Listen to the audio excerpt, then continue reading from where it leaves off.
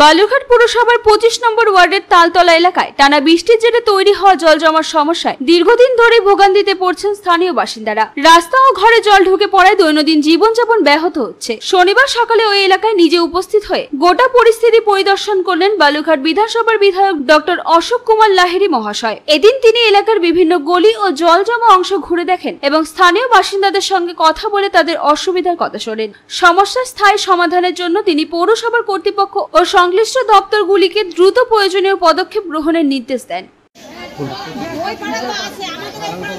এখানে 25 নম্বর ওয়ার্ডে এসেছিলাম। এদের বহুদিনের পুরানো সমস্যা, সেটা হচ্ছে বৃষ্টির জল বেরোয় না, রাস্তায় জল জমে থাকে, বাচ্চারা স্কুল পর্যন্ত যেতে পারে না কারণ রাস্তায় জল আছে। আচ্ছা, এই রাস্তায় জলের যে সমস্যা, তার জন্য দেখলাম ড্রেন পরিষ্কার করছে, কিন্তু আমার যেটা ধারণা, স্বল্প বুদ্ধিতে যেটা লাগলো, আমি তো ইঞ্জিনিয়ার নই, এই ড্রেনের গ্রেডিয়েন্ট ভুল আছে।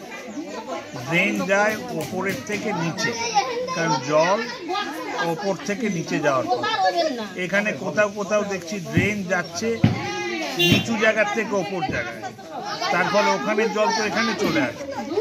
তো আমি এদেরকে এটা বললাম, এই সমস্যার সমাধান সহজভাবে হবে না।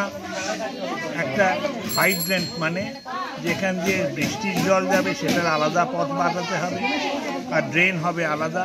আর ড্রেন দেখতে হবে যাতে উঁচু জায়গার থেকে নিচু জায়গায় যায়।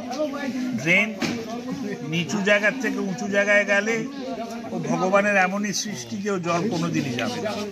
সুতরাং এর সমস্যার সমাধান বিধায়ক উন্নয়ন তহবিল থেকে হবে না, এই সমস্যার সমাধান করতে হবে পুরসভাকে, এই সমস্যার সমাধান করতে হবে রাজ্য সরকার।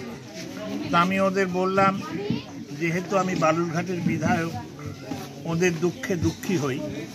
ওরা যদি দাবি করেন এবং যথাযথ দাবি হলে আমি ওদের পাশে দাঁড়াবো। নমস্কার।